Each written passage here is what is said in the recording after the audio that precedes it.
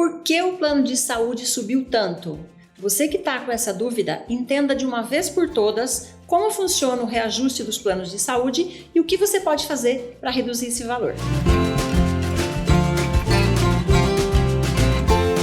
Olá, eu sou a Patrícia, sou corretora de seguros, especialista em planos de saúde já faz 24 anos. Nesses anos, o que mais eu ouvi aqui na corretora foi isso. Meu plano de saúde subiu muito, não aguento mais esses aumentos. Eu sei como isso dói no bolso porque vejo os reajustes dos planos dos clientes e eu também sinto no meu bolso quando o meu plano aumenta. Nesse vídeo, vou explicar como é calculado o reajuste dos planos de saúde e também vou te dar saídas para fugir desse reajuste alto. Fica aqui comigo até o final para você entender. Vamos lá! Tem duas situações importantes que você precisa entender antes da gente começar, tá? A primeira é que existem dois tipos de reajuste: o reajuste anual e o reajuste por faixa etária. A segunda coisa que você precisa saber é que existem 3 tipos de planos e cada um tem um cálculo de reajuste diferente.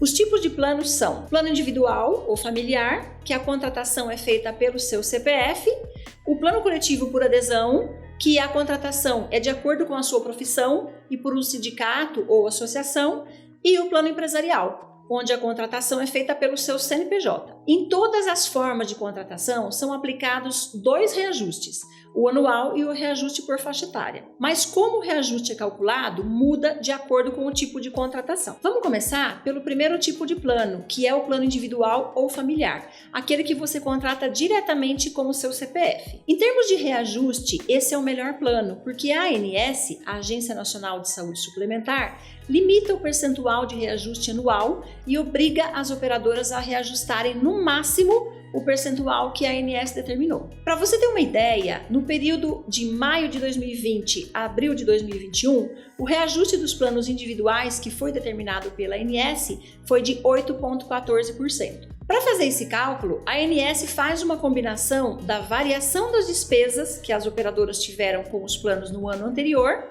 com o IPCA, o Índice de Preços ao Consumidor Amplo. Considerando que em 2020 a inflação oficial, que é o IPCA, foi de pouco mais de 3%, 8% de reajuste já é bem acima da inflação. Mas ainda assim, esse tipo de plano foi o que teve o menor reajuste, justamente por causa da limitação imposta pela ANS. Esse ano, 2021, ainda não saiu qual vai ser o reajuste. Estão dizendo que pode ser que não tenha reajuste, porque no ano de 2020, apesar da pandemia, as operadoras diminuíram os gastos porque muitas consultas e muitas cirurgias que estavam agendadas foram canceladas por conta da pandemia. Mas isso ainda não está decidido, tá? Daí, ouvindo isso, tenho certeza que você já pensou: bom, já que esse é o plano que tem o menor reajuste, vou mudar meu convênio para o plano individual. E o seu raciocínio está certo, claro, mas o problema é que, por conta dessa regra da ANS, existem poucas opções de plano de saúde individuais disponíveis no mercado. Normalmente, as operadoras que têm plano de saúde individual disponível são as que têm atendimento local.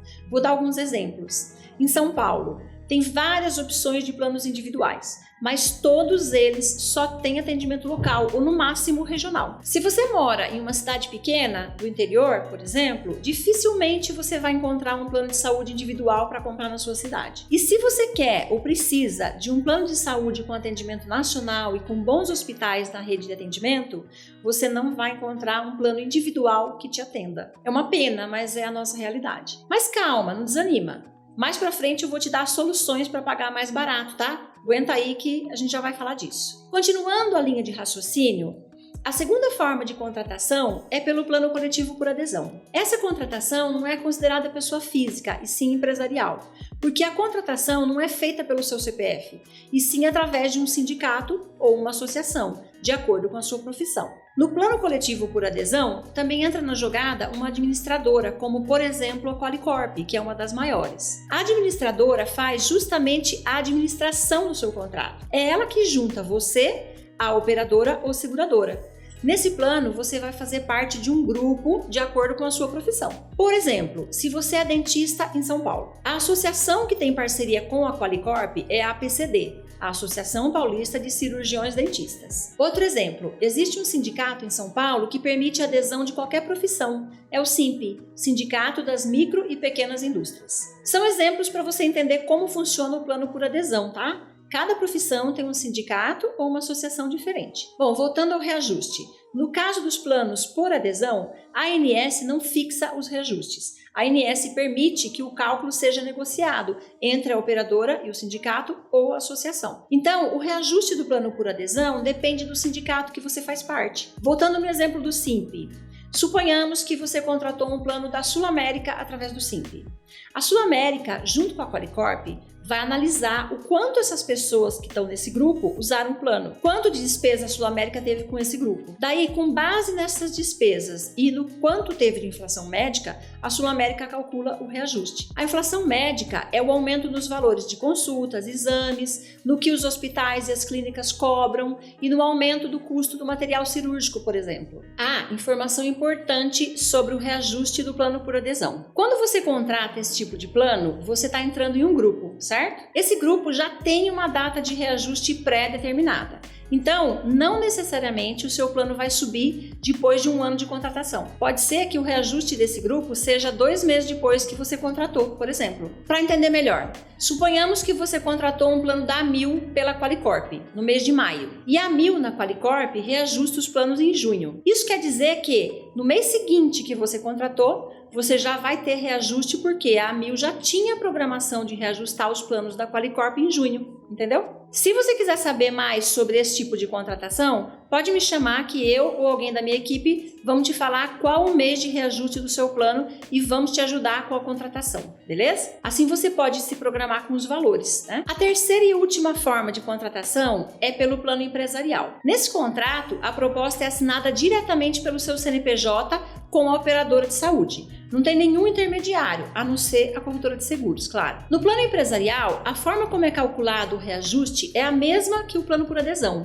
A base é o uso do plano mais a inflação médica. A diferença é que, no plano por adesão, essa base é de acordo com cada sindicato e no plano empresarial é por grupo, dependendo da quantidade de pessoas que estão nesse grupo. Exemplo, Bradesco, por exemplo, pega todas as empresas que têm contrato até 29 pessoas no Brasil. Eles avaliam o quanto essas pessoas que estão nesse grupo usaram o plano e juntam de novo com a inflação médica. Daí sai o índice de reajuste. Nesse tipo de contrato, o reajuste costuma ser maior que o plano individual, mas menor que o plano por adesão. Ele fica no meio termo. Isso porque o risco de gasto fica diluído em um grupo muito maior. Comparando, o grupo de pessoas que estão, por exemplo, no Simp, que é o Sindicato de São Paulo, é bem menor do que todo o grupo de pessoas que tem plano empresarial pelo Bradesco no Brasil. Estou falando do grupo de até 29 pessoas, tá? No contrato. Num grupo com muitas pessoas, o risco de uso excessivo do plano é menor, porque muita gente vai precisar fazer cirurgia, ficar internado, fazer exames e tal. Mas também, muitas pessoas não vão usar o plano, provavelmente a maioria. Até porque, a gente faz um plano pensando em não usar. Ninguém quer ficar doente, né? Se a gente puder não usar, melhor, claro. O sistema é o mesmo com outras seguradoras e com outros grupos, dependendo do número de pessoas no contrato. A Bradesco Saúde foi só um exemplo. Agora, o reajuste por faixa etária. Como eu disse lá no começo, existem 2 reajustes. O anual, né? E o de faixa etária.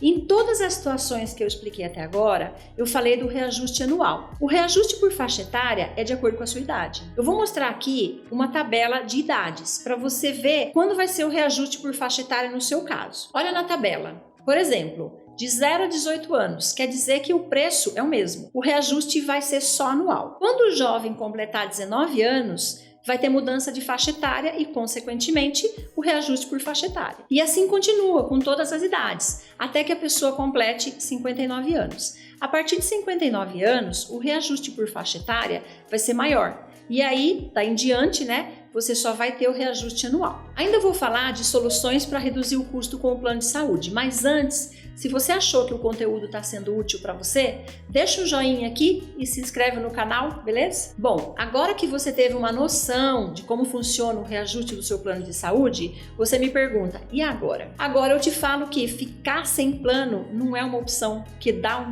uma insegurança, não é mesmo? Então é o seguinte, tem como reduzir o valor do seu plano de saúde. Tem várias opções. Algumas coisas que você pode fazer. Negociar com a sua operadora tem funcionado bem em alguns casos. Você pode fazer um downgrade do seu plano. O que é downgrade? Downgrade é você diminuir o padrão do seu plano dentro da própria operadora. Por exemplo, você tem um plano apartamento e passa a ter enfermaria. Você pode incluir a coparticipação, daí a mensalidade vai ficar mais barata e você só vai pagar os procedimentos que você usar. Mas isso, se você não tem nenhum problema de saúde que exija que você faça acompanhamento com frequência. Se não, pode ser que a coparticipação não seja vantajosa. Você pode diminuir a rede de atendimento do seu plano, por exemplo.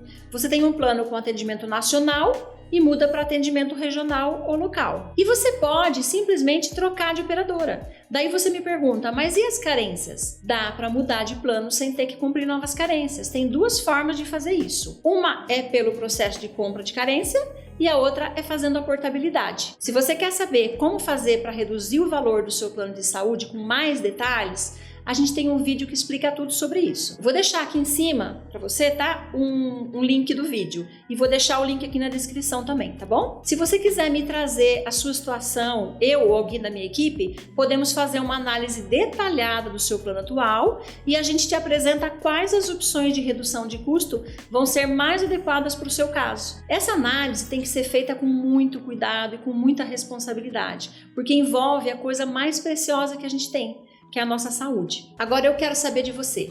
Comenta aqui com a gente quanto era o seu plano de saúde e subiu para quanto? Ou qual foi o percentual de reajuste que você teve? Você já conseguiu resolver? Se conseguiu, compartilhe aqui para ajudar outras pessoas que estão passando pela mesma coisa, tá bom? Espero ter ajudado. Até mais!